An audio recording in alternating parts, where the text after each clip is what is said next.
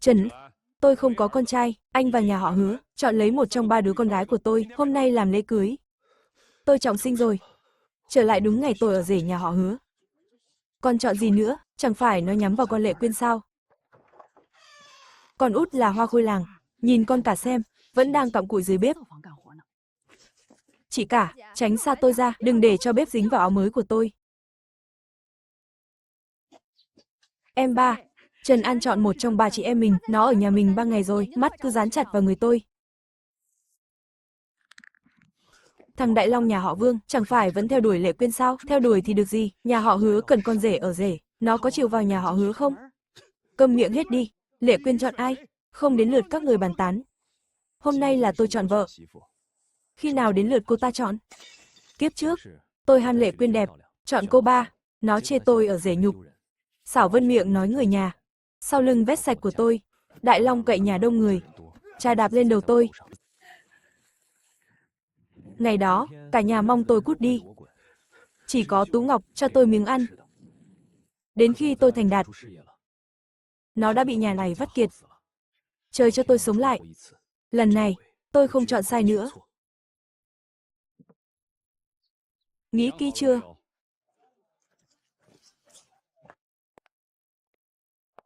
Chọn tôi đừng hối hận. Trần Ân, anh đi quá rồi. Hứa Tú Ngọc, em lấy anh nhé. Anh nhận nhầm người à? Tôi chưa bao giờ tỉnh táo thế.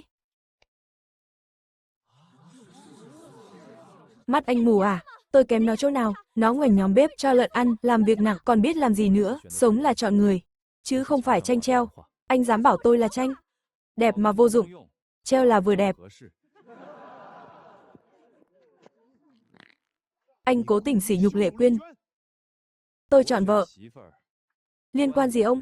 Tôi chướng mắt ông đấy. Xót xa cho cô ta thế sao? Sao ông không sang ở rể đi? Giờ anh hối hận. Vẫn kịp đấy. Tôi đã đến đây rồi. Thì không quay đầu. Thằng danh này, mắt sắc thật. Cha ơi, nó đang so con với đồ bỏ đi này. Câm miệng. Từ hôm nay, nó là anh rể cả con. Cha, bày hương án, làm lễ. Nó chỉ là đứa làm thuê vô dụng. Nó giúp được gì? Ai bảo cô ấy vô dụng? Đời này, tôi sẽ cho mọi người thấy. Nhà họ Hứa thực sự quý ai?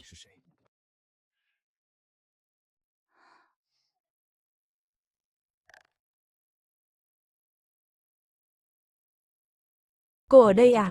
Trước để đồ. Sau cho tôi ở. Hôm nay cưới rồi, chẳng ai dọn dẹp. Ngủ được là tốt. Kiếp trước tôi chỉ nhìn áo mới Lệ Quyên.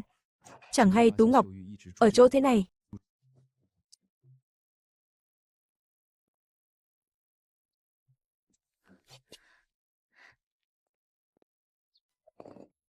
Nhà trên còn bánh.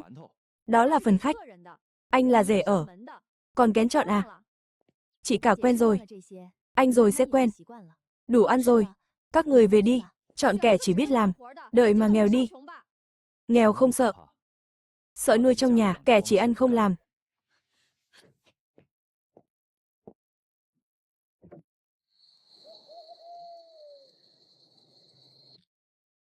Anh ăn đi.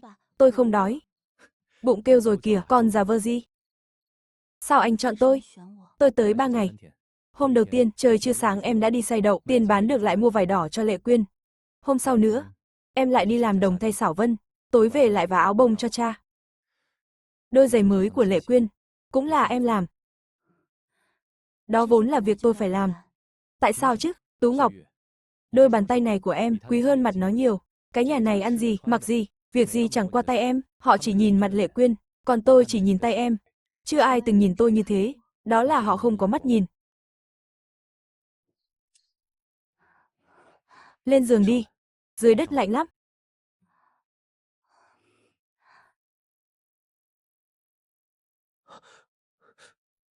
Tôi biết mình không đẹp. Anh chọn tôi là vì tôi biết làm lụng. Còn những thứ khác, tôi không dám mơ tới, em không cần phải báo đáp tôi. Mặc áo vào đi. Giữ gìn sức khỏe trước đã, đường đời còn dài.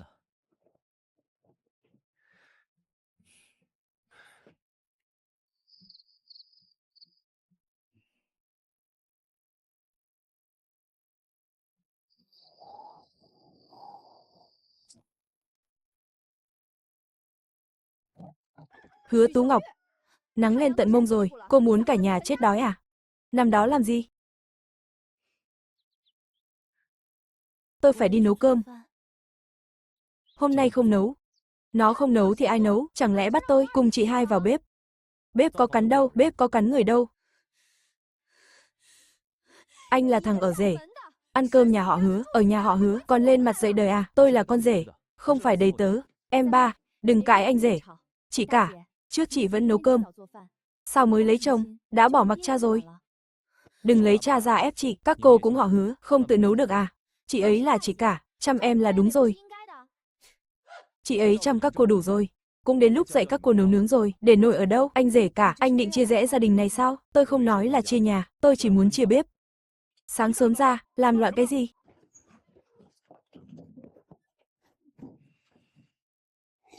Bố, Trần An không cho chị cả nấu cơm, còn đòi chia nhà với chúng ta. Tôi nói là chia bếp, không phải chia nhà.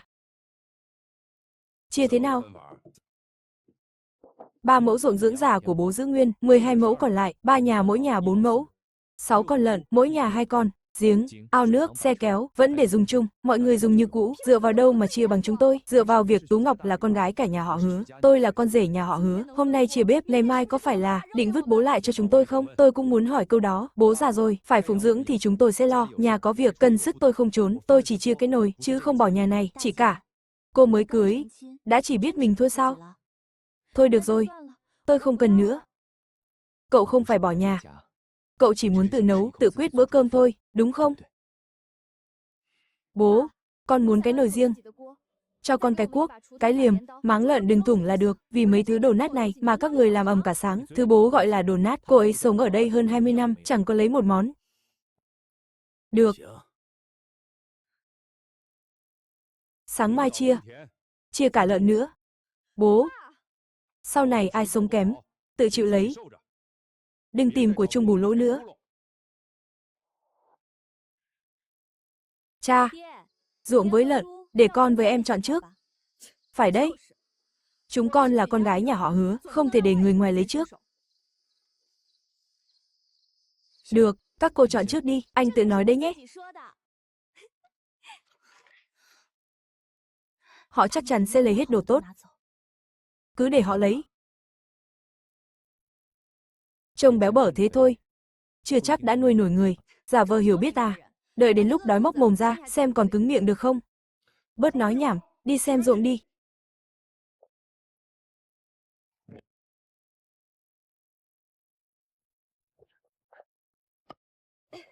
Khoảnh này của tôi. 4 mẫu này tôi lấy. Mình chọn ruộng cạn đi. Ruộng trũng mưa là ngập, mọi năm trồng gì cũng thối rễ. Kiếp trước chẳng ai thèm đụng vào. Nhưng đất này màu mỡ, lại không thiếu nước, chỉ thiếu mỗi cái mương tốt. Tôi lấy ruộng trũng, nhưng chỗ này, tin tôi một lần, bước vào là lún tận gối, còn coi là báu. Nát thế này, cô lo cái gì? Tôi sợ anh lại khóc lóc đòi đổi. Nếu có ngày đó, tôi xin đi đường vòng. 2 con to nhất là của tôi, 2 con kia của tôi. Chị cả, số còn lại không phải chúng tôi ép, chồng chị đồng ý cho chúng tôi chọn trước. Chúng gầy thế này, sống chết còn khó nói. Thế thì vừa khéo, đất nát đi với lợn bệnh, khỏi phí của ngon. Con lợn này chỉ yếu bụng thôi, chăm dần là khỏi. Nhìn gì? Nhìn cũng chẳng ra thịt đâu. Lợn béo nuôi tốt đến mấy, bán đi là hết, chẳng lẽ con gầy này, đẻ ra vàng à? Cái bụng này. Sao thế? Con lợn nái này, tôi lấy nó.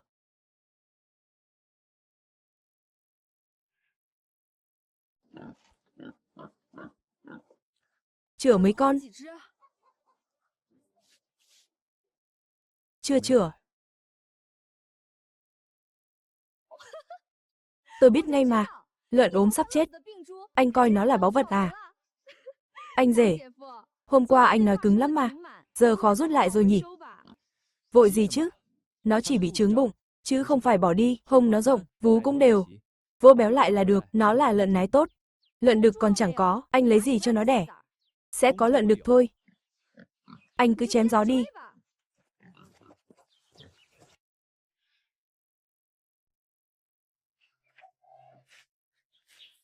Nó không chữa thật à? Không. Thế sao anh còn cười? Vì mình không nhặt hớ. Đi lấy ít sơn tra khô, vỏ quýt, múc thêm gáo nước ấm, cho lợn ăn cái này, cho nó sôi bụng đã, nó chịu ăn rồi, sẽ lại khỏe thôi. Tôi đi ngay đây. Ăn từ từ thôi, chẳng ai tranh đâu.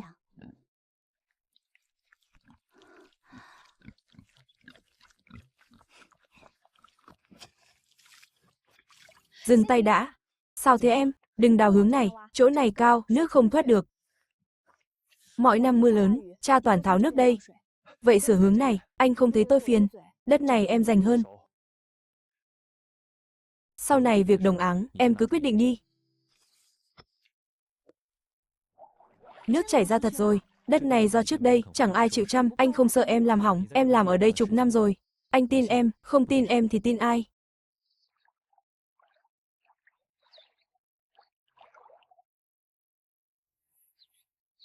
Đừng vào trong nữa. Giấu con lợn rừng đấy. Ngoài nó ra, chẳng con nào chân to thế. Năm ngoái khoai nhà lão tứ, nó ủi nát bét trong đêm. Dạo trước chuồng lợn nhà họ Lưu cũng bị nó húc đổ, hai con chó săn vây vào, đều bị nó dọa chạy mất. Giữ thế sao? Không ai trị được nó à? Nó hoang lâu rồi, chẳng có chủ, ai bắt được thì của người đó, nhưng 2 năm rồi, chẳng ai dám đụng vào. Mình đi thôi anh. Thể hình to thật, lại còn hung dữ, nếu bắt được về phối giống, lợn nái nhà mình đổi đời rồi. Chẳng ai dám đụng vào, nên nó mới sống tới giờ. Anh định bắt nó thật à? Đừng lấy mạng đổi con lợn. Anh không lấy mạng đổi. Anh dùng nó để đổi lấy đường sống cho nhà mình. Đứng lại, bỏ chân ra.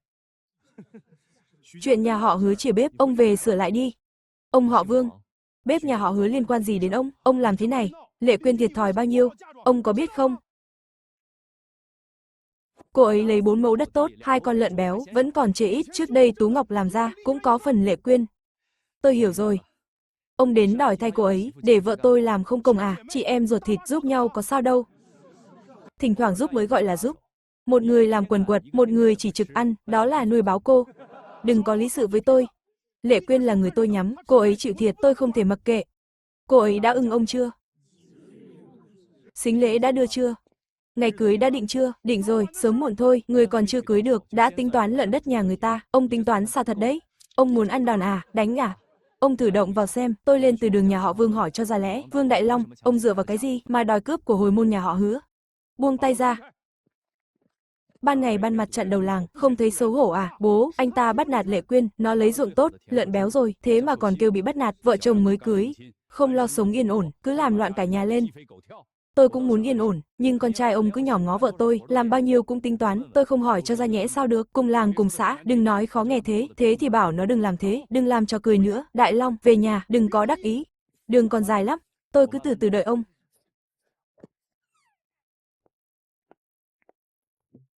Vương Đại Long tìm anh à? Vâng. Nó bắt em về làm thay Lệ Quyên đấy, hay để tôi tranh thủ giúp một tay, cho đỡ phiền. Em giúp nửa buổi hôm nay, mai họ lại bắt làm cả ngày đấy, nhưng nhà họ đông người. Đông người cũng phải có lý có lẽ chứ, sao thế? Cho em đấy. Cái này, không phải cho cô ba à? Cô ấy đâu phải vợ tôi. Để em tự làm, đừng cử động. Đau.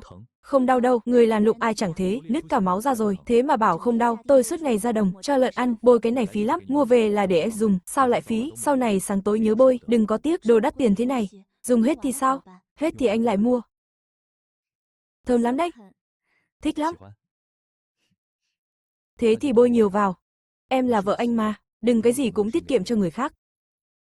Sợi dây anh mang vào lúc nãy, là để bắt con lợn đen đấy. Con lợn nái nhà mình có đổi đời được không? Chỉ trông vào lần này thôi. Ngày mai, tôi vào rừng. Vừa cưới vợ đã chui vào hang lợn rừng, anh chán sống rồi à? Tôi đang muốn sống yên ổn, nên không thể bỏ lỡ cơ hội này. Nó từng húc đổ chuồng lợn đấy, chó săn còn chẳng dám lại gần, anh đừng có làn liều. Không bắt được thì tôi rút, thật sự không tránh được mới dùng súng. Chỉ có 3 viên thôi. Không bắt được lợn cũng chẳng sao, anh phải bình an trở về, yên tâm đi, tôi còn đợi ăn cơm Tú Ngọc nấu mà. Trong rừng lạnh lắm, cầm lấy đi. Nguy hiểm quá thì về ngay, lợn nuôi từ từ cũng được, lợn nái mà không có lợn đực thì có tốt đến mấy cũng chẳng khá lên được. Hôm nay trông em khỏe hơn rồi. Đừng có dỗ tôi. Anh về bình an là tốt nhất. Chuồng lợn giao cho em đấy, trước tối tôi về. Anh cứ yên tâm đi, em trông nhà cho. Cái này bẫy được nó. Đường đầu chặn chân, đường sau kéo đòn gỗ kẹt lại, nó không xoay được, nó mà lao ra thật, tôi không đỡ cho đâu. Nghe tiếng còi núi, hãy mang khung gỗ vào. Chưa nghe thấy. Đừng lại gần. Anh mà xảy ra chuyện, tôi biết ăn nói sao với Tú Ngọc, tôi không liều mạng vì con lợn. Dùng cả mùi lợn nái nhà rồi. Lợn đực ngửi thấy, chắc chắn nó tới, bắt được nó về. Lứa đầu tính sao? Cho ông chọn trước một con, được, tôi đợi đấy.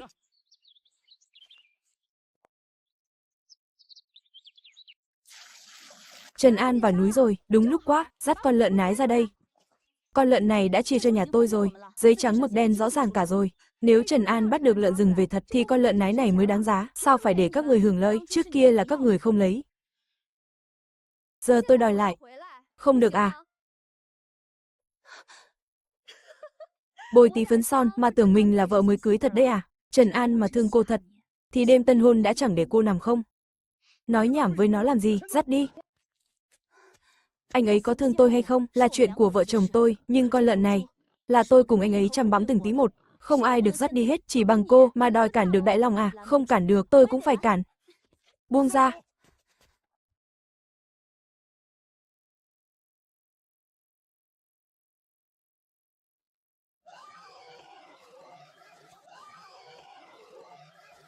Buông ra, nó kéo anh chết đấy. Buông là hỏng hết cả.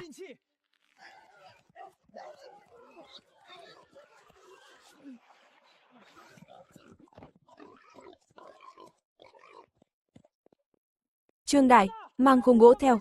Con lợn rách, cô định liều mạng thật à? Đây là nhà của tôi và Trần An. Các người không được lấy. Đại Long, mở cửa ra.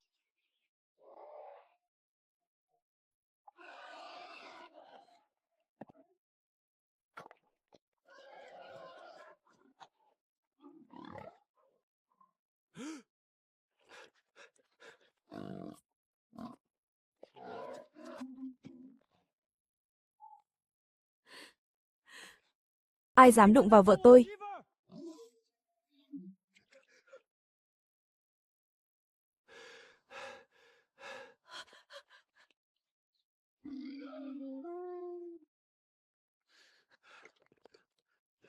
Tránh ra hết. Nó chưa bị nhốt. Chặn đường lui nó lại. Trần, nhanh lên, lùa nó vào trong.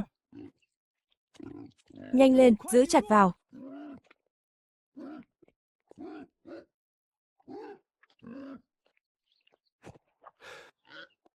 Tú Ngọc, nhìn tôi này, có bị thương không? Tôi không sao, lợn không bị bắt đi. Tôi bảo em trông nhà, không bảo em liều mạng. Anh vào núi kiếm sống, tôi không thể để mất nhà. Em làm tốt lắm, việc còn lại, để anh lo.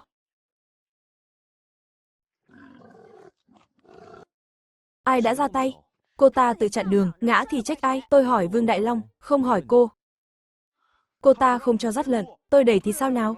Đây là lợn nhà tôi, cô ấy giữ đồ nhà mình. Đến lượt anh đẩy à? Nhà anh cái gì? Trước khi chia bếp đều là của nhà họ Hứa.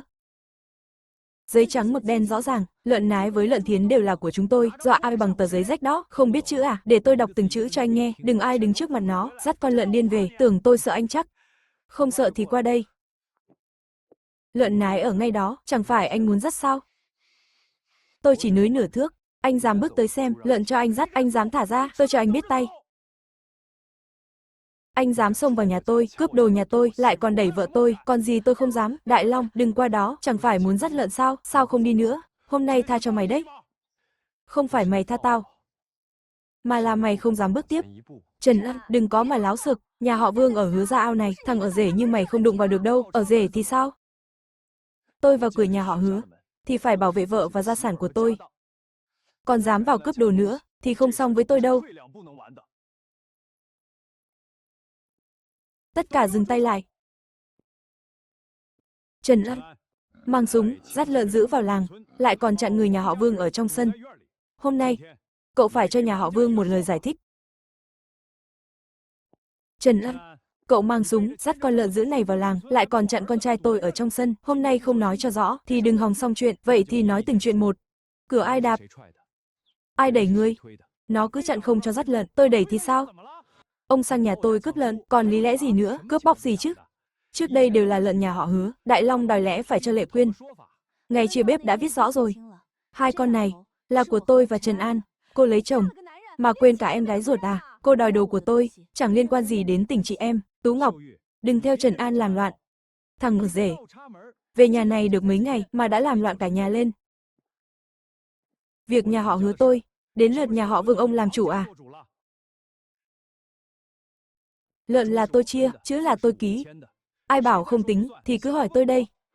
Phú Quý, ông định vì thằng rể ngoài họ mà làm mất hòa khí hai nhà sao? Nó đã là người nhà họ Hứa tôi, nó phụng dưỡng tôi, nó làm lụng, nó bảo vệ con gái tôi, sao gọi là người ngoái? Tôi đón con rể về nhà, chứ không phải đầy tớ cho các người sai bảo. Giấy trắng mực đen, lợn chia không sai, Đại Long vào sân dắt lợn, quả là không phải lẽ. Tôi cũng chẳng muốn làm to chuyện, ông vác cả súng về rồi, mà bảo không muốn làm to, súng để đi rừng phòng thân. Từ đầu đến cuối tôi đụng vào ông chưa? Sửa lại cái cửa cho tôi, tiền thuốc của Tú Ngọc phải đền, rồi xin lỗi tử tế. Bắt tôi cúi đầu với nó, không đời nào. Được, vậy không nói ở đây nữa. Tôi đưa Tú Ngọc lên xã khám, tiện thể hỏi xem, phá cửa cướp lợn tính sao? Còn chưa đủ mất mặt à? Xin lỗi đi, bố, nhanh lên. Chị Tú Ngọc, hôm nay tôi lỡ tay. Thế này là xin lỗi, cửa tôi sửa, tiền thuốc tôi trả, thế được chưa? Từ giờ không được phép tôi, đừng bén mảng vào chuồng lợn. Thế đã vừa lòng chưa? Không phải tôi muốn thế, nó làm sai thì phải nhận. Đại Long, đi về. Vừa nãy còn cứng lắm mà, sao giờ chân run thế? Người đi rồi, mới thấy sợ à? Sợ mà không lùi bước, giỏi lắm rồi. Đau thì nói, đừng cố tỏ ra không sao, bắt lợn còn chẳng đau thế này. Tại anh không để ý thôi. Tay xước hết cả rồi, còn bảo trước tối về. Đây, về rồi đây. Muộn một chút. Tôi chẳng biết làm sao nữa. Tôi cũng sợ về muộn. Nhưng hôm nay em làm tốt hơn tôi nghĩ, cửa không mất, người cũng chẳng chạy. Tôi chỉ nghĩ là, đây là vốn liếng mới chia, không thể để mất. Không mất đâu, lợn còn đây, anh cũng còn đây. Lần sau đừng làm thế nữa. Lần sau tôi nghe em, anh hứa thì nhanh lắm, thế thì em trông tôi cho kỹ. Anh xích vào trong đi, gần cửa sổ lạnh. Xích nữa đi, chạm vào người anh đấy. Vợ chồng ngủ chung giường, chạm tí có sao đâu. Nghe bác Trương Đại nói, anh đang tìm giống lúa. Bác Lý ơi, bác có thật à? Có đấy.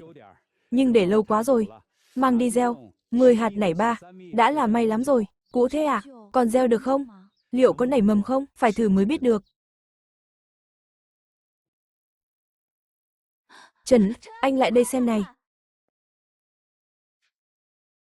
Có phải hỏng rồi không? Ừ, ủ kỹ quá rồi. Cái gì hỏng? Đây, cái bảo bối anh định gieo đây, chưa kịp xuống đồng, đã thối rữa trong nhà rồi. Đất nhà cô nhổ cỏ xong chưa? Đất tôi là đất tốt, mọc tí cỏ cũng chẳng chết đói. Đất anh thì nát, giống cũng thối, lấy gì mà qua đông? Lệ Quyên, em bớt lời đi, anh rể mới làm lần đầu, hỏng là chuyện thường, không cần bênh tôi. Là tôi làm sai. Anh nhận sai, là giống sống lại được à? Không thể, nhưng chưa hỏng hết. Chỉ còn lại ngần này, mà anh còn định gieo 4 mẫu, có trồng được không? Việc của tôi, cứ chờ mà xem. Tôi chờ xem các người hút cháo loãng. Ngâm lâu quá, lửa lại to quá. Mấy hạt giống cũ này, không chịu nổi đâu.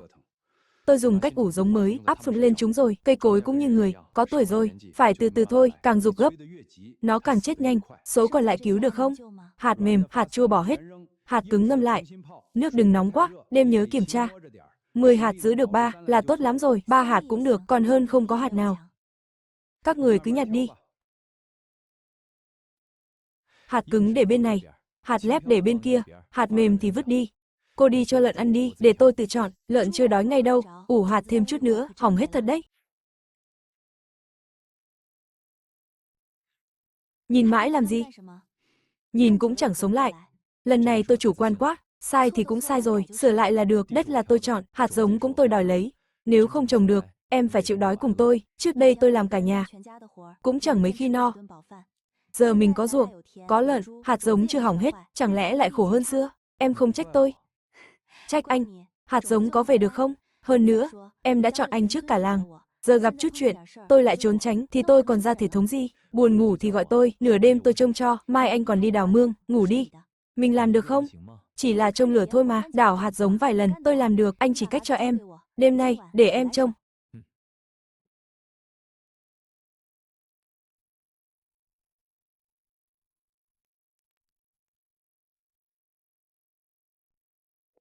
Trần, Dậy đi anh, nảy mầm thật rồi. Anh thức cả đêm à? Em có chợp mắt rồi. Dựa bếp mà cũng gọi là ngủ, lửa không quá to, cũng chẳng nguội ngắt. Em trông kiểu gì thế? Nóng thì rút củi, nguội thì thêm vào. Hôm qua anh bảo thế mà. Anh nói thì dễ. Trông cả đêm khó lắm. Đừng khen tôi, xem rêu mạ được chưa? Được rồi. Đứng còn không vững, còn cố làm gì? Hạt giống nảy mầm rồi, sao em ngủ được? Gieo hạt trước đi, gieo xong vào nhà nằm đi, còn không nghe lời, tôi bế cô vào đấy. Ai cần anh bế, tôi tự đi được. Vất vả bao ngày. Được có tí này, chẳng bỏ dính răng. Lệ Quyên, đừng xuống, cô hét gì đấy? Mầm mới gieo xong, dẫm chết giờ. Muốn xem thì đứng trên bờ mà xem.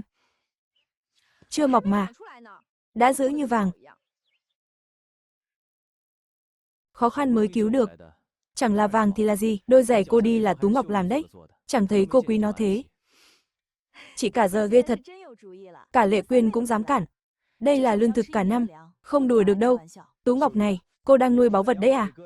Tôi thấy cô làm mất mặt chồng rồi, để dành mà ươm, thế là được rồi, hay là ba mẫu của con cũng thử xem sao, đó là đất bố dưỡng già mà, bố chưa lú lẫn đâu, đất mình tự tính được, bố có thể giao đất cho con, nhưng nói trước đã, nếu làm hỏng, năm sau bố ăn gì, bố cần bao nhiêu, con bù đủ bấy nhiêu, con lấy gì mà bù? Nuôi được lợn thì bán lợn, tiền lợn không đủ đâu, con đi làm thêm, không để bố phải đói. Đừng có mạnh miệng, đến lúc thiếu gạo, bố cứ sang bê nồi nhà con. Bố cần cái nồi rách của con làm gì? Cứ trồng một vụ đã, được rồi hay, con hỏng thì con phải chịu trách nhiệm, vâng. Trần Ăn, không ổn rồi, mương cạn nước rồi. Sáng còn chảy tốt mà. Chỗ này không phải tự sập, có kẻ cố tình chặn lại. Áo bông con bé thiếu một miếng, đúng màu này rồi. Chúng nó muốn dùng nước. Ép mình phải cúi đầu. Muốn lấy nước à? Được thôi. Phải hứa với tôi một việc. Nói đi, lợn nái đẻ con, chia cho tôi 2 con, sau vụ thu hoạch, cho tôi 2 gánh thóc. Lợn còn chưa phối giống, lúa còn chưa trổ bông, mà cô đã đòi chia rồi. Chị cả à, tôi còn giữ mặt mũi cho chị đấy. Trước đây chị nuôi lợn, cấy cày, việc gì chẳng có phần tôi. Trước đây chị lấy không ít rồi, sau này thì không có nữa. Anh rể à, đừng mở miệng là nói lấy không. Mình là người một nhà. Sau này em út đi lấy chồng, cũng phải có chút của hồi môn. Nó có 4 mẫu ruộng tốt, 2 con lợn béo là được rồi, chẳng đủ tiền hồi môn, sao tôi phải giống Tú Ngọc, suốt ngày bán mặt cho đất, thế thì đừng có mơ, của cải nó làm ra, không cho lợn con, đừng hòng có nước, Lệ Quyên, lúa chết khô cả rồi, 3 mẫu ruộng của bố cũng hỏng. Đó là Trần Ăn hứa với bố, liên quan gì đến tôi, được, tôi không cầu xin cô. Chị em một nhà, cãi nhau vì nước làm gì? Chú Vương, tại Trần An cứ đòi, tranh nước ruộng tôi, mương chung của làng, sao thành của nhà cô ta? Nước chảy từ trên xuống. Thượng nguồn dùng trước, bao năm vẫn thế. Anh mới đến đây, đừng phá lệ. Dùng trước thì được, chặn dòng là không xong, vậy mỗi bên nhường một bước, Lệ Quyên cần 2 con lợn, có lấy mạng ông đâu, chú Vương. Lợn nái đó là chúng tôi, tự tay nuôi nấng đấy. Cô là chị cả, nhường em chút thì sao? Bấy nhiêu năm nay, tôi nhường còn chưa đủ sao? Tú Ngọc thức trắng đêm mới cứu được đám mạ này, tôi không đổi lợn lấy nước, không chịu nhường, thì tự đi tìm nước. Đến lúc mạ chết khô, đừng có trách người khác, đừng rời đi, làm hỏng bờ ruộng cô ta lại lắm điều. Dưới ao còn nước, ta tìm cách đưa lên. Gánh tay thì, mạ không đợi nổi đâu, anh đi xa thấy nhiều rồi. Không thấy cái gì tắt nước à? Làm cái guồng nước xem, nước mà tự chảy lên cao được. Anh đúng là khoác lác, còn hơn ngồi chờ chết đói. Tháo trục xe bò ra. Mượn tạm cứu mạ. Hỏng thật thì sao, tôi đền cái mới, nói nghe dễ nhỉ. Mạ chết khô, mất cả xe kéo, để xem tôi trị anh thế nào. Bố, giữ chặt tôi đạp đây. Có nước rồi. Bận rộn cả buổi, nước lại chảy về ao. Anh đạp công cốc à? Vẫn không được. Hay sang xin họ xả nước. Mạ quan trọng hơn. Hôm nay xin được nước, mai họ lại chặn tiếp. Tôi có cách rồi. Nhìn này, miệng quay ra ngoài, nó lên lại đổ ra ngoài. Máng rộng thế này, được một gáo, lại dò mất nửa gáo. Do tôi lắp sai, bố, sửa theo ý bố. Anh không cãi tôi nữa à? Nước lên được ruộng, tôi cãi làm gì nữa? Chỉ sửa miệng thôi chưa đủ. Chỗ này nứt rồi, nước dò hết rồi. Lấy bao tải ướt quấn chặt, ngoài buộc thêm vòng dây. Nhà còn vải cũ đấy, để em đi lấy. Chạy chậm thôi, đừng ngã nữa. Mạ héo hết cả rồi, còn chậm gì nữa. Vào rồi kìa. Bên trái có nước rồi, bên phải vẫn khô, dịch cửa ra phải chút. Đúng rồi, chỗ này đấy. Có tí nước này. Chẳng bỏ bèn gì. Cô chặn một ngày, chúng tôi tát một ngày. Xuống đi, để tôi đạp. Chưa tới xong luống cuối. Thiếu người guồng vẫn chạy. Cô mà ngã nữa, ai lo việc nhà đây? Cô ra đầu ruộng xem, dẫn nước đi đâu, cô cứ quyết đi. Nâng máng tre lên chút nữa, cho nước sang phải.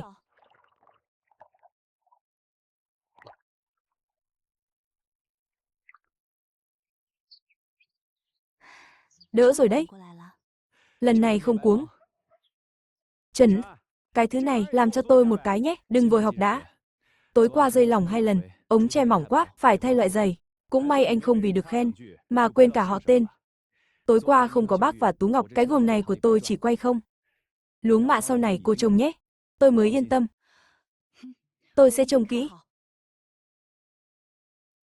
Lô của thợ mộc làng ngoài, ống tre dày hôm nay phải lấy ngay, không đi là hết đấy. Đi ngay đây. Guồng kêu lạ thì dừng lại, đừng cố đạp. Biết rồi, anh đi mau đi.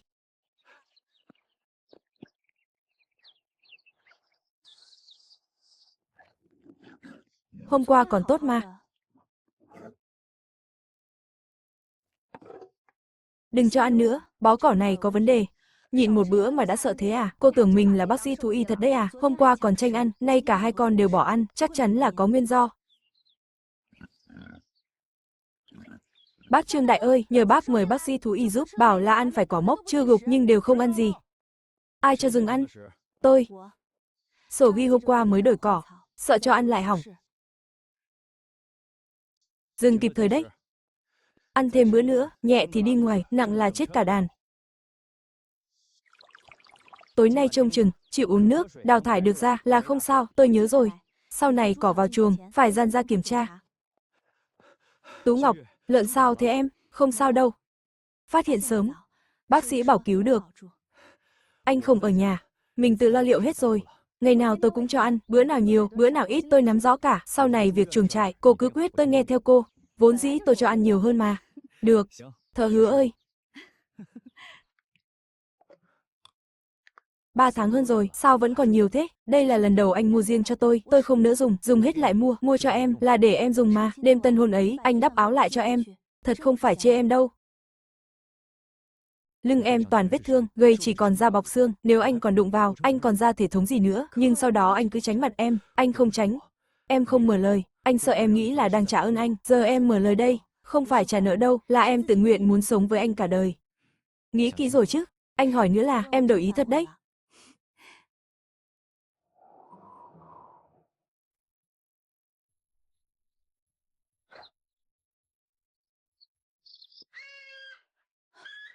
Lợn nái kìa, sắp đẻ rồi, từ từ thôi, em đi lấy nước ấm với khăn sạch đi, để tôi qua xem trước, để em đi cùng anh, mấy tháng nay nó thế nào, tôi nắm rõ nhất, được, đêm nay nghe anh hết.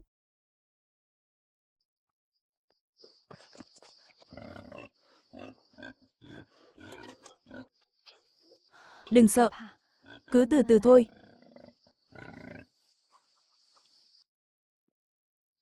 Chẳng biết con sau có sống nổi không? Còn một con bị kẹt, em giữ chặt lợn nái đi, để anh. Chết rồi à? Im lặng nào. Tú Ngọc, đừng hoảng, xoa tiếp đi. Người nó vẫn còn ấm. Không thể bỏ cuộc thế được, chị cả. Thôi bỏ đi. Chưa chết đâu. Đừng bỏ cuộc. Sống rồi. Trần, nó sống rồi. Đặt nó cạnh mẹ nó bú được rồi, thật sự sống rồi. 12 con, chẳng thiếu con nào. Khung xương này, khỏe hơn lợn thường. Anh giỏi thật đấy, nuôi khéo thế này. Lợn này tôi chọn, nhưng mấy tháng qua, Tú Ngọc chăm bóng cả. Con cuối cùng cũng là em cứu, Tú Ngọc, chuồng lợn này. Tôi phục em. Tôi chỉ không nỡ thôi. Không nỡ thì làm gì, phải có tài nữa. Lợn có nhiều, không bán được cũng phí. Ai bảo không bán được. 12 con, tôi lấy hết. 12 con, tôi lấy hết. Hai người gật đầu đi, tiền cho cháu múc. Nhiều thế này sao? Trông vậy thôi, vẫn tính giá lợn thường. Lợn lai sau này ra sao? Chẳng ai biết được. Tôi không dám hết giá. Giá này bán 2 con thì được, bán hết thì không xong. Này anh bạn, tôi không cố tình ép giá. 12 cái miệng ăn, ngày nào cũng tốn kém. Hai người nuôi nổi không? Tiền này đủ sửa chuồng, mua thêm ít thóc, vẫn còn dư giả. Cầm tiền trong tay, chẳng tốt sao, tốt thì tốt thật, nhưng bán hết cả đàn, thì mất giống tốt rồi. Hai người cứ bàn đi, tôi mua lợn, không vội gì đâu. Tôi không chỉ nhìn cái lợi trước mắt. Tôi biết chứ. Nhưng nhà mình mới khá lên chút. Mái nhà phải lợp lại, chuồng lợn phải sửa, lương thực không được cạn, lỡ lợn lại ốm. Trong tay không có tiền, tôi thấy lo lắm. Nghèo lâu rồi, cầm tiền mới yên tâm. Nếu là tôi trước kia cũng muốn bán sạch, thế sao anh còn cản? Tôi cản bán sạch thôi. Bán 2 con lấy tiền, đủ để mình xoay sở, số còn lại mà bán rẻ, phí của lắm. Nhưng mình nuôi không nổi. Gửi bác Trương Đại nuôi, bác ấy có chuồng, có cả cám, mình góp lợn con, đợi lớn bán đi, rồi chia tiền sau. Nói nghe dễ quá. Chết thì tính sao? Ngày cho ăn mấy bữa, mình đâu có biết, thà bán quách đi. Nên tôi mới chưa nhận. Chẳng phải anh tính rồi sao? Tôi tính là một chuyện. Nhà mình em giữ tiền, thiếu gì em rõ nhất. Em không gật đầu, thì tôi không làm. Để tôi quyết thật à? Lợn của hai ta, sao mình tôi quyết được? Bán 2 con được trước. Tiền sửa lại chuồng. Mua cám, để dành phòng ốm đau. Anh hứa với bác Trương Đại, vẫn phải đưa. Đã hứa là phải giữ.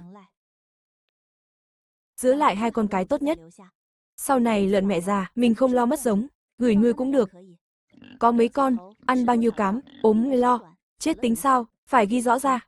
Hôm bán lợn, hai ta cùng có mặt. Đừng chỉ gật đầu, lấy giấy bút đi. Được, nghe lời anh phú quý đi. Bớt nói nhảm đi. Làm ăn là làm ăn, đã hứa là của anh. Anh chọn 1 con đi, cho tôi thật à? Hôm đó tôi có giúp được gì đâu, cầm lấy đi. Sau còn 7 con gửi anh nuôi. Phiền anh nhiều đấy. Thế hai người tính sao? 7 con lợn này, ghi rõ từng con một. Chuồng trại, cám bã, chăm sóc anh lo. Lợn ốm phải báo ngay, đừng để nó chết mới nói. Nếu có chuyện gì, mời thú y xem ngay, ai làm chậm người đó chịu, lúc bán cùng cân đo. Trừ tiền cám trước, còn lại chia theo giấy, đừng ai nói xuông. Cô định hết rồi đấy à? Lợn nhà tôi mà, tôi phải hỏi cho rõ. Cô ấy không gật đầu, tôi cũng chẳng dám hứa. Được. Trước tôi nhìn nhầm cậu rồi, nhà cậu người giữ sổ sách là Tú Ngọc.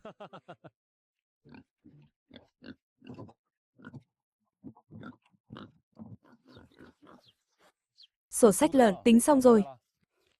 Tính xong cả rồi. Thế thì tính tiếp chuyện ruộng đất.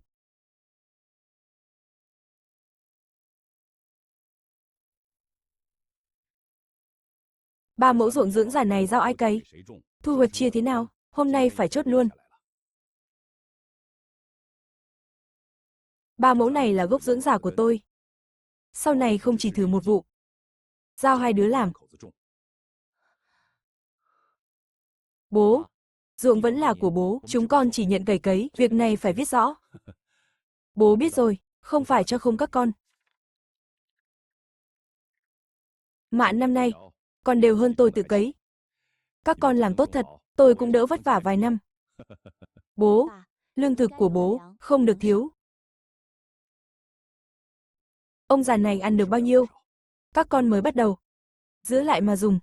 Cứ để đủ phần bố ăn cả năm. Để dành thêm tiền mua muối, thuốc thang. Tiền giống, tiền thuê người, tiền khơi mương nữa. Tú Ngọc ghi lại đi, còn dư mới chia.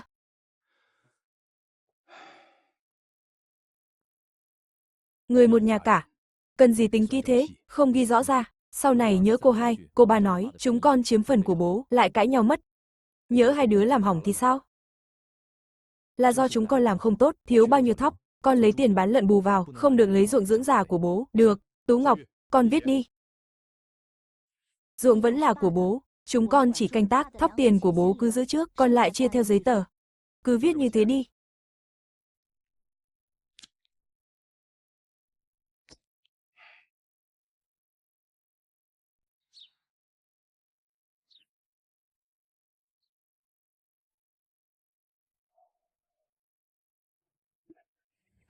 Lúa này tốt quá.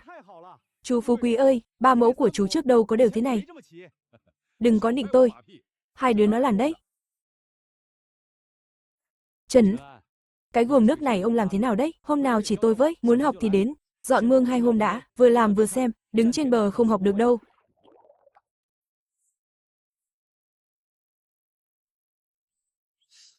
Nhà tôi cấy dày hơn. Sao không tốt bằng nhà ông, dày quá đấy. Gió không lọt qua được, nhìn thì đầy, nhưng hạt lại chẳng được bao. Sau này việc đồng áng cứ hỏi Tú Ngọc, đừng cái gì cũng tìm Trần An.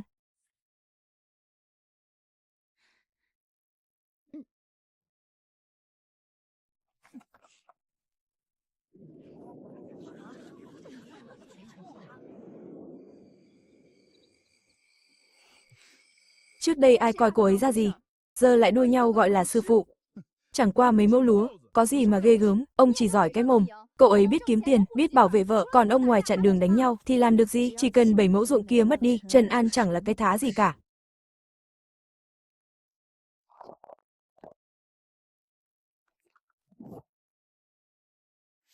Khơi từ đây ra, mưa xuống một cái, 7 mẫu ruộng dưới kia trôi sạch. Cô điên rồi à? Trong đó còn ruộng dưỡng già của bố đấy. Sợ cái gì? Trần An đè đầu cưỡi cổ cậu thế kia, còn nhịn được à? Tôi không muốn gánh họa thay các người. Ai bảo cậu đào bây giờ? Về hỏi bố lần nữa đã. Nếu bố chịu nhập bếp, chúng ta đâu cần làm thế này. Giờ trong mắt bố chỉ có vợ chồng chị cả. Hỏi cũng bằng thừa.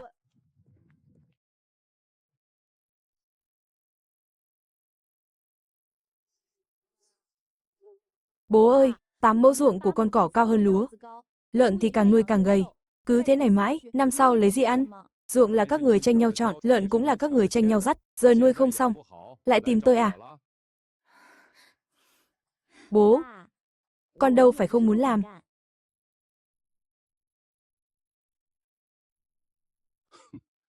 Tú Ngọc làm thay các người. Các người ngồi chờ thu hoạch.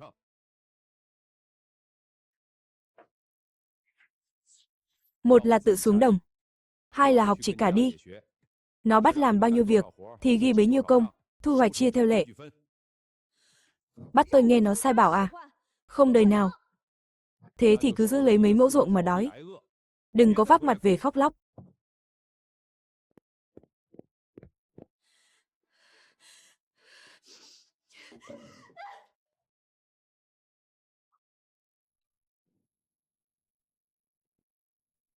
Trần An kiếm được tiền, lại biết bảo vệ vợ. Còn anh thì sao? Ngoài bắt tôi chờ đợi, anh còn làm được gì? Đừng so tôi với thằng chui gầm chạn. Thế thì cho tôi xem, anh hơn nó chỗ nào? Chẳng qua mấy mẫu ruộng, tôi mà ra tay, nó giữ được chắc. 7 mẫu ruộng, loáng cái là xong, bố sẽ thấy Trần An vô dụng, dân làng cũng chẳng thèm nể nó nữa, lỡ bị tra ra thì sao, bố tôi cũng chẳng đỡ nổi đâu, chuyện lớn thế này cơ mà, mưa xuống một cái, đê điều toàn bùn đất, mình chỉ khơi một lỗ thôi, còn lại để nước tự sói, ai mà biết được, hai người cũng phải đi, đừng hòng bắt tôi chịu một mình. Đi thì đi, tôi chán cảnh chị cả vênh váo rồi. Đợi mưa lớn lên, đi đường mòn sau núi lên đập, đứa nào cũng đừng mang đèn.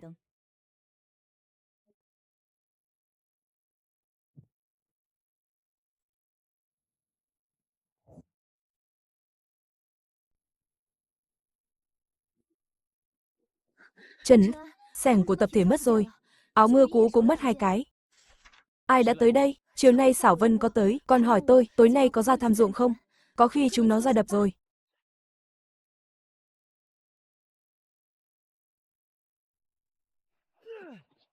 Người lên đập rồi, ông còn chặn ở đây làm gì? Giữ ruộng trước đã, người chạy còn tìm được, lúa trôi là mất trắng.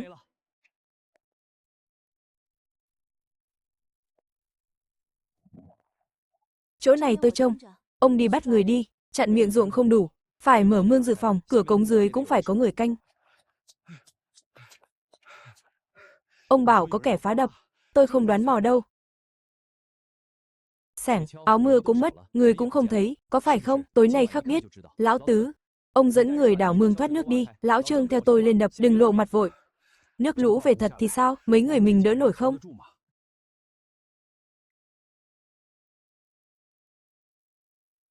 Tú Ngọc, đây là chuyện nhà cô với nhà họ Vương.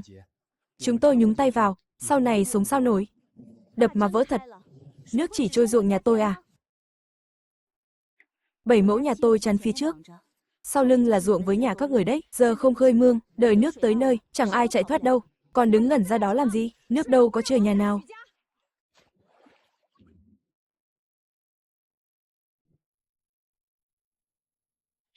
Đàn ông đi khơi mương thoát nước, chúng ta kéo đống cành cây ra, trẻ con về nhà đóng bao cát. Đừng chen chúc ở đây. Tú Ngọc, cành này kẹt cứng rồi, cùng kéo đi, nó không ra, nước về là tắc hết ở đây. Đúng là Xảo Vân với Lệ Quyên rồi. Chờ nữa là, đập vỡ mất thôi. Chỉ đợi nhát cuốc đầu tiên, mọi người tự mắt thấy nhé. Thế thì chúng nó chối sao được, đào một nhát là hỏng việc. Dưới đập đã chặn bao cát rồi, Tú Ngọc cũng đang ở mương, cuốc cửa xuống, chúng ta chặn ngay, dù chúng nó có hư đốn. Cũng là con gái ruột của tôi. Chính vì là con ruột, hôm nay bố mới phải nhìn rõ, chúng nó dám làm đến mức nào. Nếu xả nước thật, đừng có mà hối hận. Chỉ ngập 4 mẫu của Trần An, ruộng của bố có ruộng cũ chắn rồi. Nước không tràn qua được đâu, mưa to thế này cơ mà, lỡ tràn qua thì sao? Làm gì có chuyện trùng hợp thế, cho lúa nó ngâm một đêm, xem nó còn vênh váo thế nào.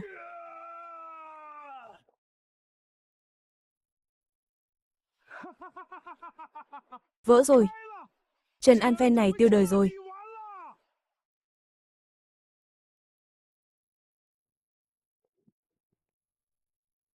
Sao không đào nữa? Đào tiếp đi chứ.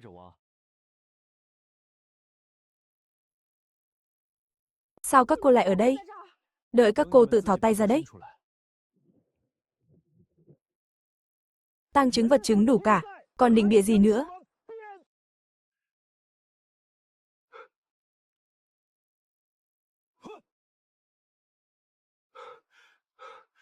Định đi đâu?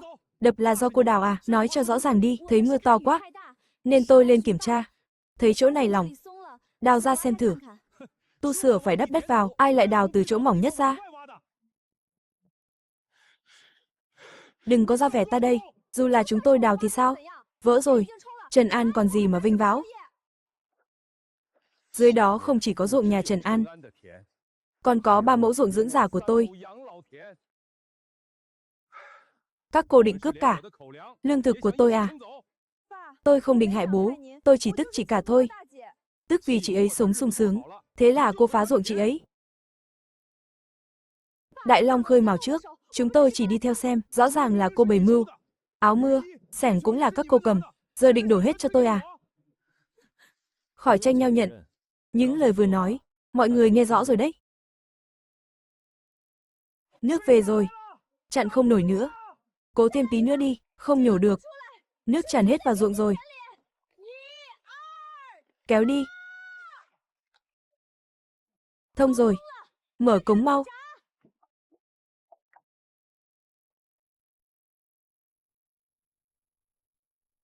Tú Ngọc, ruộng vẫn bị ngập rồi. Đừng lo chuyện đổ hay chưa, mở hết cống thoát nước ra. Nước rút nhanh, lúa còn cứu được. Đừng đứng đó nữa. Chặn đập lại trước đi, chuyện gì về làng hay, bác à, con trai bác vừa phá đập đấy. Bác vừa đến đã đòi đưa người đi ngay. Đại Long nhất thời hồ đồ thôi, Xảo Vân, Lệ Quyên lại là con gái ruột của bác Phú Quý, làm lớn chuyện rồi, sau này hai cô ấy sống sao đây, lúc họ ra tay, có nghĩ đến vợ chồng tôi sống sao không, dù sao cũng là người nhà, đóng cửa bảo nhau thôi, phải làm ầm ĩ trước mặt cả làng sao. Chúng nó đang phá nồi cơm nhà mình đấy, hôm nay tôi còn che đậy cho chúng, tôi không còn mặt mũi nào nhìn tổ tiên, Phú Quý. Ông định vì một thằng rể ở dê, Trần An đang giữ ruộng cho nhà họ Hứa, còn con ông thì đang phá, rốt cuộc ai mới là người ngoài, còn phải để tôi nói sao, bắt được thì đã sao, nước lũ rút rồi, 7 mẫu ruộng đó hỏng rồi, ai bảo hỏng. Mương hoang đã thông, thông rồi, nước đã dẫn vào mương cả rồi, ruộng chỉ vào ít nước, lúa đổ đôi chút thôi, nhưng không bị ngâm lâu. Tôi bắt là bắt người, Tú Ngọc bảo vệ ruộng, các người không tính tới cả hai.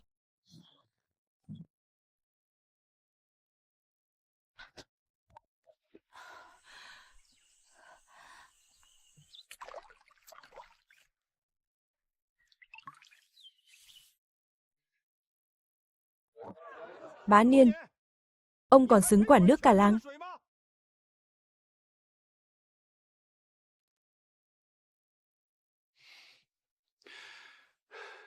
Đại Long hồ đồ thôi. Nhưng đập đã chặn lại rồi. Trẻ con nghịch dại một lần, đền tiền sửa đập là xong, cho qua đi thôi.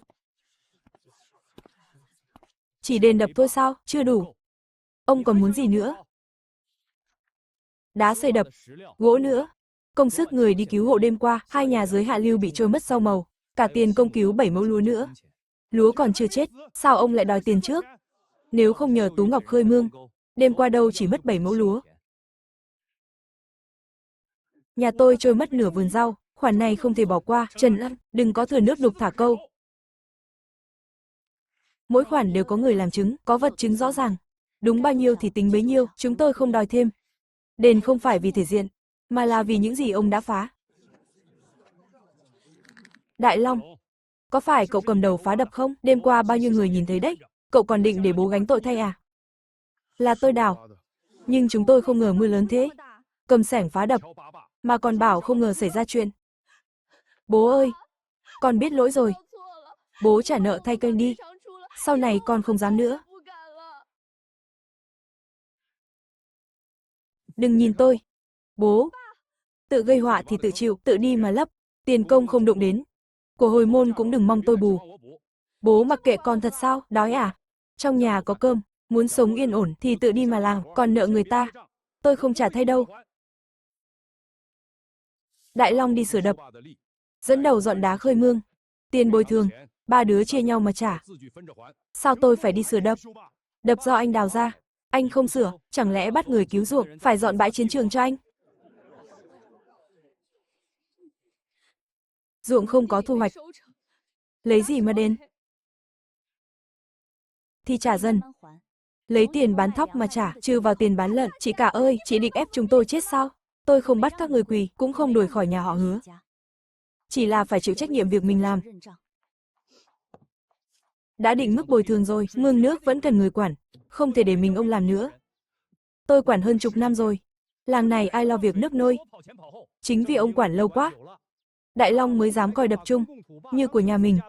Sau này khi nào xả nước, tu sửa mương máng ra sao, các nhà cùng bàn bạc, góp tiền, góp công, dùng bao nhiêu nước, sổ sách phải rõ ràng, ai cũng xem được. Các người muốn tước quyền tôi, nước là của cả làng, chẳng phải quyền riêng ai. Từ hôm nay trở đi, việc mương nước, ông đừng quản nữa.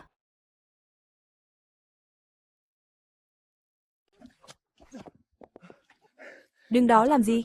Lại đây giúp tôi. Đập đâu phải tôi đào, tối qua cô đâu nói thế. Xong sổ sách rồi, ruộng chưa cứu xong.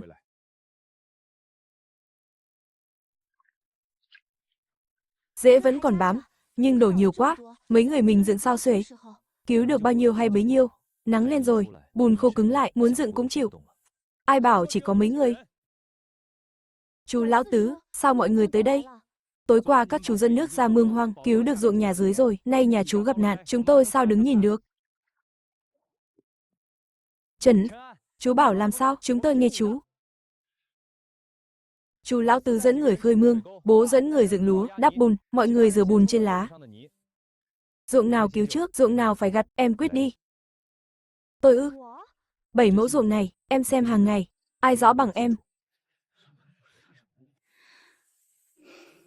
Vậy cứu chỗ nước rút nhanh trước, gốc còn cứng thì dựng lên, thân gãy rồi, gốc mềm thì đánh dấu lại, đừng phí công vào lúa chết, nghe Tú Ngọc đi, xuống ruộng. Tú Ngọc, chỗ này đổ rạp cả rồi, có dựng được không? Chưa gãy, dựng được. Gom 2-3 khóm lại, gốc đắp thêm bùn, đừng bẻ mạnh. Mấy khóm này hỏng rồi, cắt bỏ đi. Bỏ cây chết, cây sống mới thở được. Cả lũ súng quanh thẳng ở rể. Chẳng thấy xấu hổ à, bớt lời đi, tay làm đi. Có ngập ruộng nhà ông đâu, ông bán sức làm gì, tối qua không có mương đó, ruộng tôi cũng ngập rồi, người ta từng cứu tôi đến trả nợ ân tình này.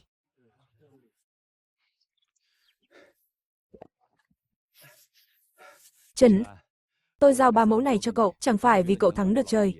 Tôi biết, tôi thấy cậu làm gì, đều chừa đường lui cả. Đêm qua không có mương đó, 3 mẫu này mất trắng rồi. Đường là tôi nghĩ ra, nước là Tú Ngọc dẫn đi. Thiếu cô ấy thì không xong. Tôi thấy rồi. Cô ấy giờ còn vững hơn cậu. Đương nhiên rồi, vợ tôi mà. Đa phần đã đứng vững. Giảm sản lượng là chắc, may mà không mất trắng.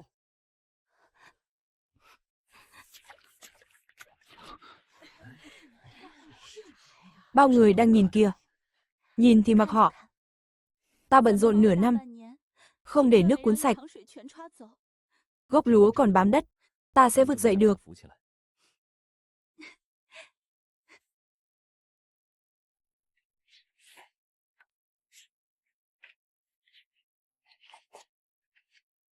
Tiền bồi thường, tiền bán lợn, ở đây cả rồi. Cậu giữ sổ sách, cậu lo liệu đi. Mái phải lợp lại, chuồng lợn phải sửa, phải để tiền mua giống, phân. Mình có khoản tiền kha khá rồi. Tiêu vào đâu trước? Đây không phải tiền chùa, đồng nào cũng có chỗ dùng. Khoản này đắp đập khơi thông mương nước, bà con đã góp sức, không để họ thiệt. Khoản này mua giống, phân. Thuê người làm, cám lợn cũng vậy, đều từ đây ra.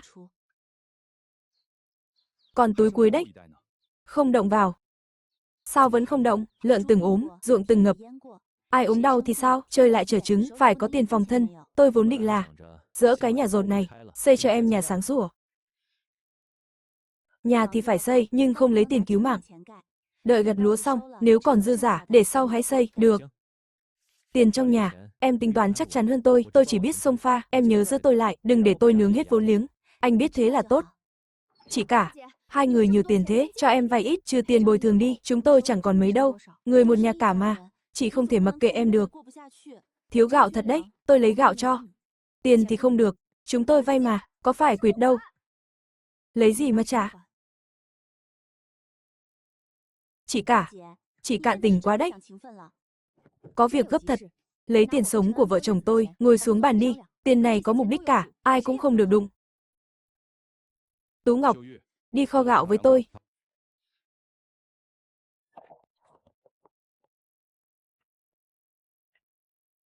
Bấy lâu nay, bố cứ nghĩ con tháo vát. Làm thêm chút cũng chẳng sao. Hai đứa em nó quậy. Bố cứ bắt con nhường. Nghĩ con là chị cả. Chịu chút. Nhà cửa mới yên, bố ơi, chuyện qua rồi, chưa qua đâu. Bố nói là công bằng, nhưng thực ra là lấy phần của con, chia cho chúng nó. Bố sai rồi. Đây là chìa khóa kho thóc. Sau này thóc dưỡng già, thóc công và nông cụ. Con giữ hết đi. Bố tin con thật sao? 3 mẫu ruộng dưỡng già bố còn dám giao, sợ gì con làm mất mấy bao thóc. Sau này ai đến lấy thóc hay mượn nông cụ, đều phải ghi sổ con. Bố dùng thì sao? Bố cũng phải ghi, con sẽ giữ sổ sách cẩn thận. Bố ơi! Bố giao hết gia sản nhà họ Hứa cho con rồi. Giao đúng người biết vun vén rồi. Bố đã bảo rồi. Con mắt tinh đời.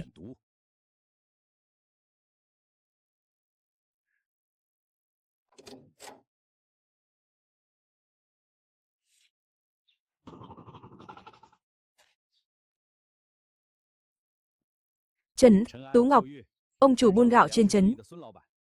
Ông ta nghe nói lúa nhà anh khác biệt, muốn bao tiêu hết.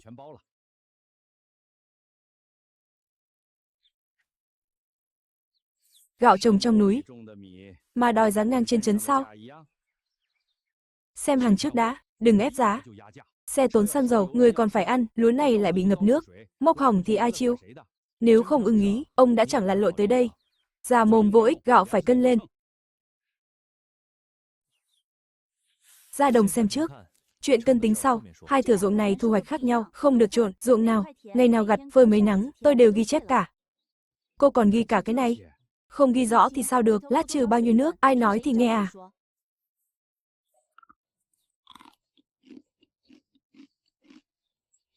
Trông cũng được. Thế ăn thì sao? Nhà tôi đồ chín rồi, ăn thử đi, rồi hãy ra giá. Thế nào? Dẻo, thơm lắm. 7 mẫu thóc này tôi bao hết, giá cao hơn 1 phần, nhưng phải chốt. Sau này thóc nhà ông, cả người trồng cùng ông, chỉ được bán cho tôi. Chỉ bán cho bác, giá cả cũng do bác quyết. Tôi lo xe, lo thu, ông đỡ vất vả. Đỡ vất thì được, nhưng không ép buộc, thế ông muốn sao? Thử một xe trước. Giá sao, cần ở đâu, trừ nước thế nào, ghi rõ ra. Xe đầu không vấn đề, để bàn tiếp chuyện sau. Mỗi bao trước khi lên xe phải đánh số, ghi trọng lượng, trừ bao nhiêu nước, cũng ghi vào sổ. Được. 3 hôm nữa đánh xe tới. Ông chủ, thật sự thu theo họ viết à, cứ chất xe đầu lên đã. Cả bãi thóc đang chờ bán, họ nỡ dỡ xuống sao? Nhưng họ đòi cân lại. Độ ẩm, tạp chất đều trừ được. Cân cho nhẹ tay chút, một xe là khối tiền đấy. Họ phát hiện ra thì sao? Đàn bà vùng núi, ghi vài dòng sổ, mà đòi biết làm ăn à? Chất xe đầu lên. Họ hết đường lui. 93 cân. Đừng chất xe vội. Bao này tối qua cân rồi, 106 cân. Phơi một đêm, hụt chút nước là thường. Một đêm hụt 13 cân, sân phơi đáng ra phải ướt rồi. Cái cân cũ nhà cô thì chuẩn thế nào được. Mau chất lên xe đi, còn mấy chục bao nữa. 88 cân. Bao này thiếu 12 cân. 10 thôi, 11 cân, 13 cân, 12 cân. Bao nào cũng thiếu thế này, không phải thóc nhẹ đi, mà là cân của ông có vấn đề. Cô biết ghi chép tí chút, mà dám bảo cân tôi có vấn đề à? Tôi có nói bậy không? Đổi cân khác là biết ngay. 105 cân rưỡi. 106 cân. Các người cùng một làng. Lại hùa nhau lừa tôi à? 3 cái cân lệch chưa đầy 1 cân. Riêng cân ông thiếu hơn chục cân. Hèn gì càng cân càng hụt. Mỗi bao hụt hơn chục cân. Cả xe mất bao nhiêu thóc? Không tin cân của tôi thì tôi không mua nữa, cứ để đấy mà cho mốc đi. Tú Ngọc, hay là thôi đi, bớt chút cũng được, còn hơn là không bán được, giờ nhận lỗi đi, tôi vẫn mua giá cũ, còn làm càn nữa, tôi không lấy hạt nào. Tú Ngọc, cô xem này, hôm nay bớt chục cân, mai nó bớt 20, cả năm vất vả, đâu phải để nó ăn bớt. Cô dám không bán, thà hôm nay không bán, chứ không để cả làng bị cái cân này đè đầu. Dỡ hàng xuống, dỡ đi.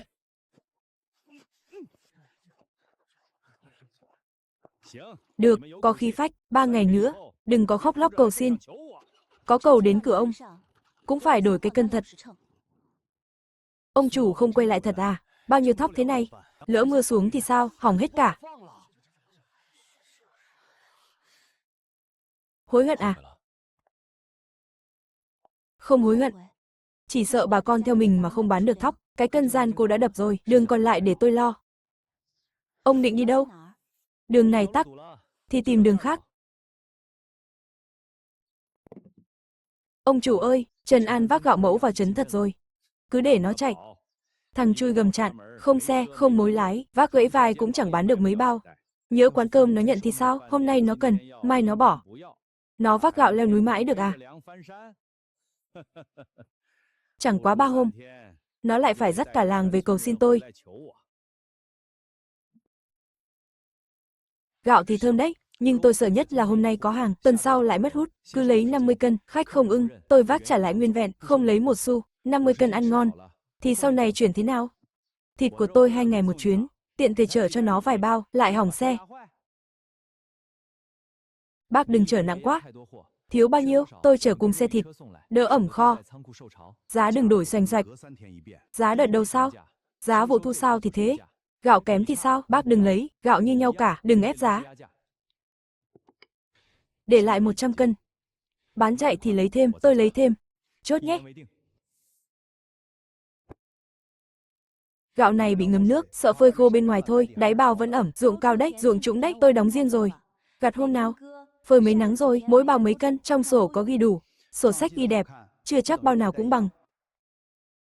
Bác cứ kiểm tra đi, ông cứ cân đi, 2 bao chênh nhau đấy, lô này tôi tự trở về.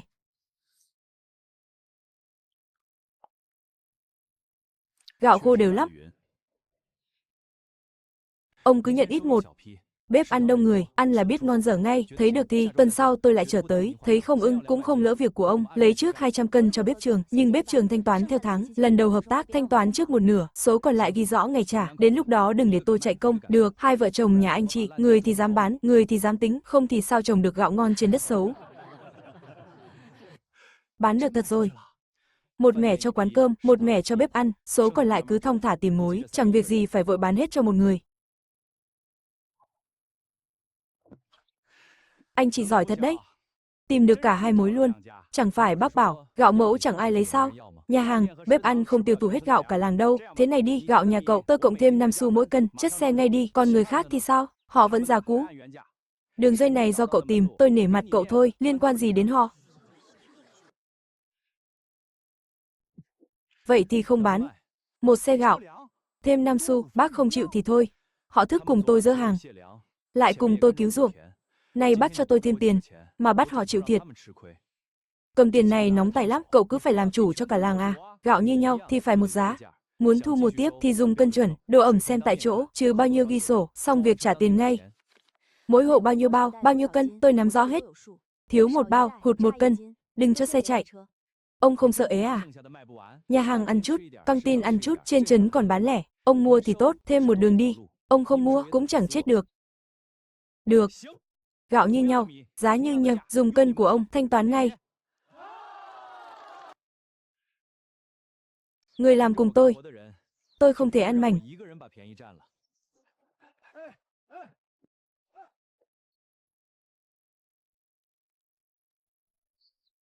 Có lợn rồi, có ruộng rồi.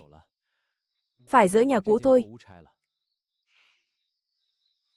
Đừng vội. Đợi dột mới sửa à? Trả tiền công trước, để giống vụ sau.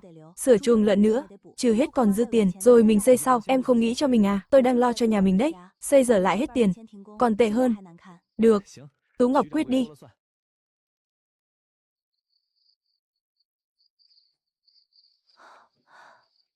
Thế là đủ rồi. Thu hoạch xong là xong nợ. Khởi công ngay thôi. Trần, năm tới tôi làm cùng anh. Giống và đường bán thóc, anh dẫn chúng tôi đi cùng.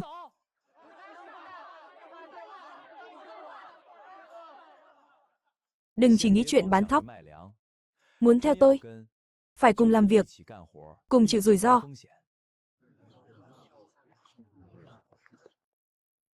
Anh cứ nói rõ luật. Chúng tôi làm theo.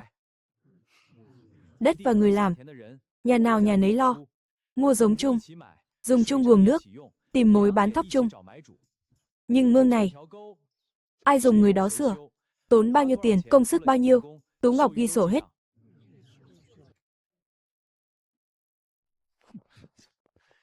Mương qua 7 mẫu ruộng nhà ông. Sửa thì các người được lợi nhiều hơn. Tôi không làm đâu, giống với xe chở thóc thì theo được chứ. Đào mương không tiện đường, bán thóc thì lại muốn tiện đường à? Cùng làng cả, ông cứ tính toán chi ly.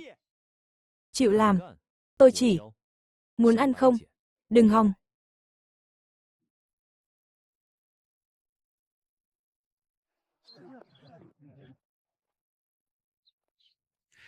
Đoạn mương từ cây hòe đến ao.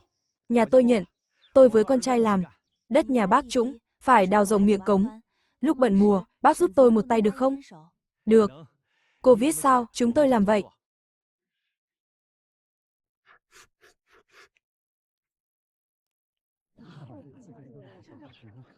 Trước tôi lỡ lời, chê đất nhà cô xấu. Giờ còn cho tôi theo không? Đất trồng được là tốt. Nhà bác thiếu nước, phải làm thêm một ngày nạo mương, bác đồng ý tôi mới ghi. Được, tôi không chiếm lợi của các người. Ruộng nào của ai? Tôi giúp nhận diện. Sau này cái cày thế nào, ghi sổ ra sao, tìm Tú Ngọc với Trần An, đừng vây quanh tôi nữa.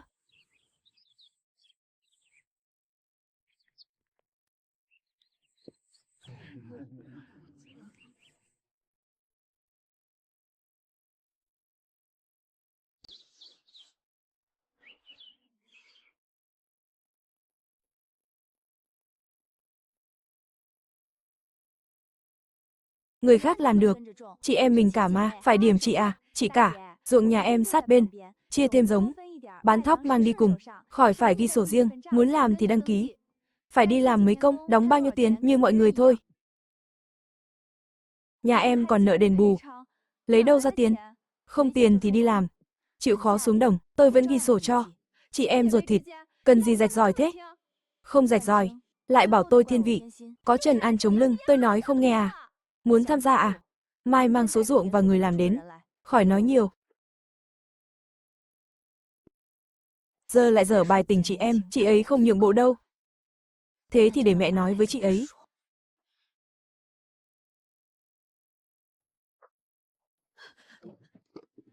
Đây là thứ mẹ để lại trước khi mất, chị cả. Chị vì một người đàn ông mà, đến em gái cũng không nhận sao, nếu mẹ còn sống.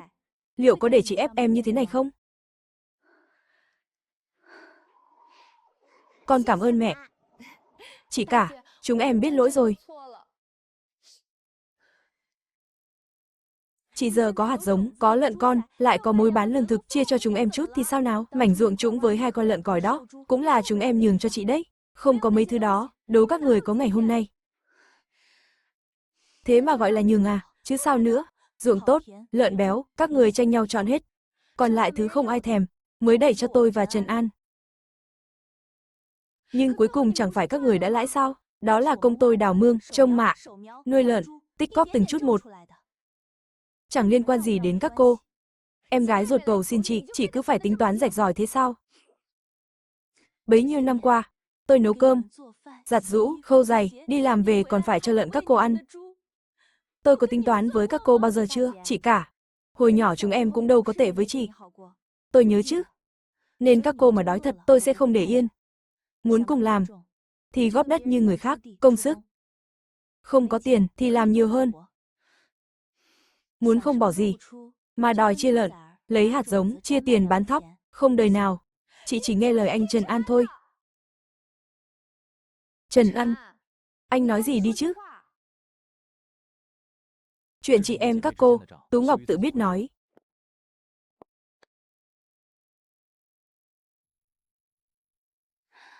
Mẹ để lại khăn này, là sợ chúng ta lạnh. Chứ không phải để các cô, ép tôi nuôi cả đời. Chị cả, chị nói ác quá rồi. Ác sao?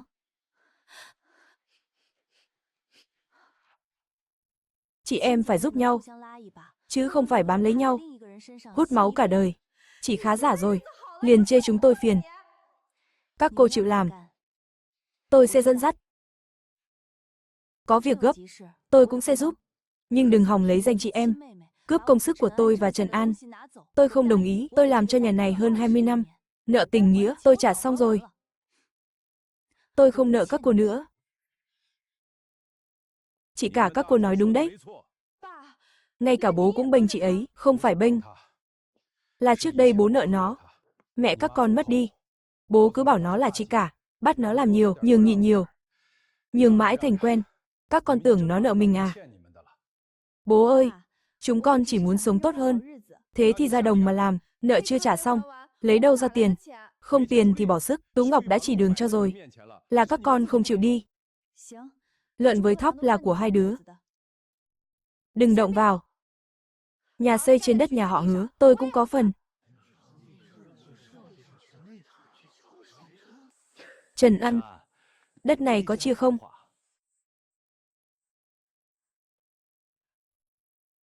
Chia cái gì? Tiền gạch các người bỏ ra, nhưng sân là của nhà họ Hứa. Trần An là thằng ở rể, tiền làm ra là của nó hết. Từ khi tách bếp, chúng tôi cày ruộng riêng, nuôi lợn riêng, tiền xây nhà này, không lấy của chung một xu. Cô là con gái nhà họ Hứa, tôi cũng vậy, sao cô được ở nhà mới, tôi còn chẳng có nổi một gian. Muốn ở thì tự làm mà ở. Tôi vừa mới xây xong, cô đã đòi chia chác. Nhà nằm trên đất nhà họ Hứa, đâu phải hai người muốn làm gì thì làm. Đất là của bố, để bố nói. Nếu bố bảo nhà này là của chung, tôi dừng xây ngay. Vậy thì nói rõ trước mặt mọi người đi. Hồi chia bếp, ruộng với lợn chia thế nào? Tiền mỗi nhà làm ra thuộc về ai, đều đã ghi rõ cả rồi. Trần An và Tú Ngọc không tiêu tiền của chung, thì nhà này là của họ. Nhưng nhà này, đất vẫn là của họ Hứa. Đất vẫn đứng tên nhà họ Hứa, họ còn phải phụng dưỡng tôi. Ai bỏ tiền xây nhà, người đó ở, người đó làm chủ. Bố thực sự giao nhà cho người ngoài sao? Lúc lũ lụt, nó đang giữ ruộng cho nhà họ Hứa đấy, các con cầm xẻng đi đắp đập đi. Bố gọi con rể về, chứ không phải thuê người làm công, để người ta lo việc phụng dưỡng, giữ nhà, mà đến căn nhà riêng cũng không cho, nhà họ Hứa không làm thế được, phụng dưỡng là việc con phải làm, không cần lấy nhà ra đổi, không phải đổi, mà là trả lại vị trí xứng đáng cho con. Nhà này là tôi và Trần An cùng làm ra, ai muốn lấy phần của anh ấy thì hỏi tôi trước đã. Tôi không đồng ý.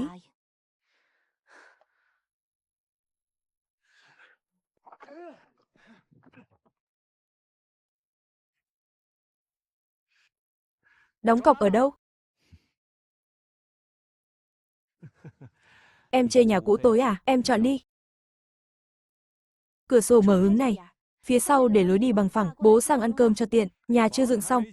Đã lo cho cái miệng của bố rồi. Giữ chắc vào.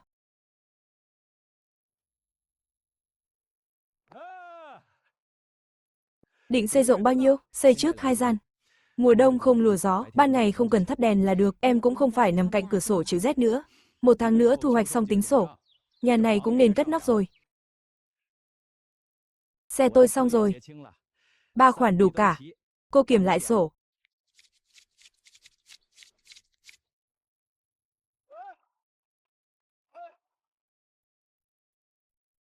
Đừng vây quanh, bác Trương cân đi, chú lão tứ phát lương. Từng nhà một thôi. 7 con lợn đã xuất chuồng, trừ tiền cám rồi. Đây là phần của các bác. Tiền thóc 3 mẫu ruộng. Kho còn đủ gạo 1 năm. Ruộng bị ngập mà, vẫn được nhiều thế sao? Phần bố cứ giữ, còn lại mới là của tôi. Nhà hàng gửi cả tiền cọc. Chỉ nhận 1/2 thôi, chưa có thóc năm tới, đừng nói trước điều gì.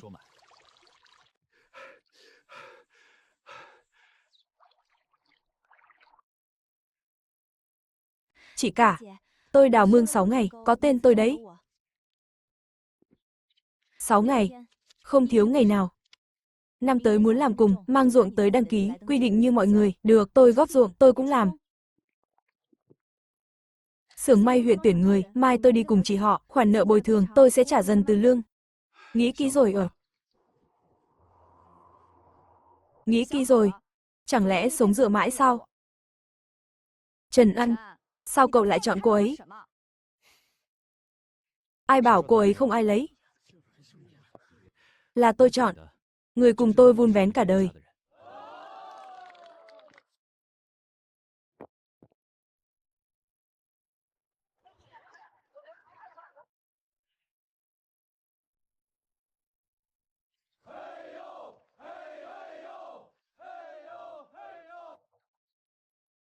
Phủ vải đỏ lên.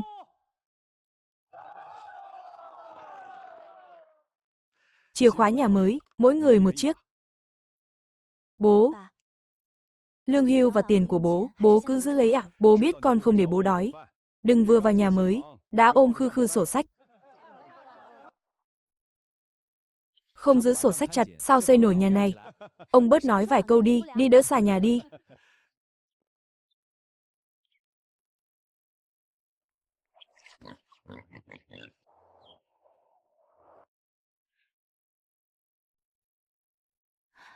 Trước đây tôi cứ nghĩ, mình là đồ người ta bỏ. Em chưa bao giờ đứng sau ai cả. Giờ thì tôi hiểu rồi, anh không chỉ cho tôi bát cơm, mà là để tôi cùng anh làm chủ. Nhà này vốn dĩ có 1/2 của em, sau này cấy cày ra sao, tiền nong chi tiêu thế nào, hai ta cùng quyết. Hôm đó tôi bảo anh chọn vợ, vốn là muốn xem anh có ham hư vinh không. Giờ nhìn lại, anh không chỉ chọn đúng Tú Ngọc, mà còn tìm ra đường sống cho nhà họ Hứa. Thằng bé này, mắt tinh thật.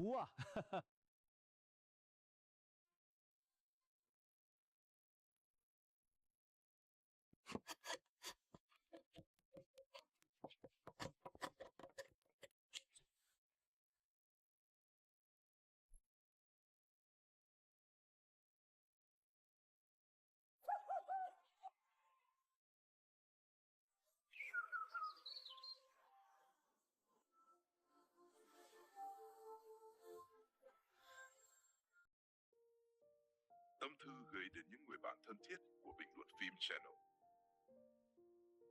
Chào mừng các bạn đến với Bình luận phim Channel, nơi chúng ta cùng nhau bước vào những câu chuyện đầy cảm xúc, xuyên qua không gian và thời gian, khám phá những thước phim trùng sinh, xuyên không, tình cảm và cả những triết lý sâu sắc về cuộc đời. Mỗi bộ phim là một chuyến hành trình, đưa ta đến với những ký ức hoài niệm, những khoảnh khắc nuối tiếc, để rồi từ đó ta trân trọng hơn hiện tại và hiểu rõ hơn giá trị của những điều bình dị quanh mình.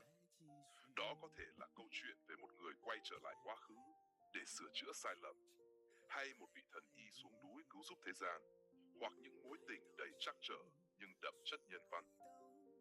Chúng tôi tin rằng điện ảnh không chỉ để giải trí, mà còn là những bài học cuộc sống, là tấm gương phản chiếu tâm hồn, giúp mỗi người tìm thấy một phần bản thân trong từng câu chuyện. Và trên hành trình này, sự đồng hành của các bạn chính là động lực lớn nhất để chúng tôi tiếp tục sáng tạo và mang đến những nội dung chất lượng nhất. Cảm ơn tất cả những khán giả thân yêu đã luôn ủng hộ, lắng nghe và chia sẻ cùng Bình luận phim Channel.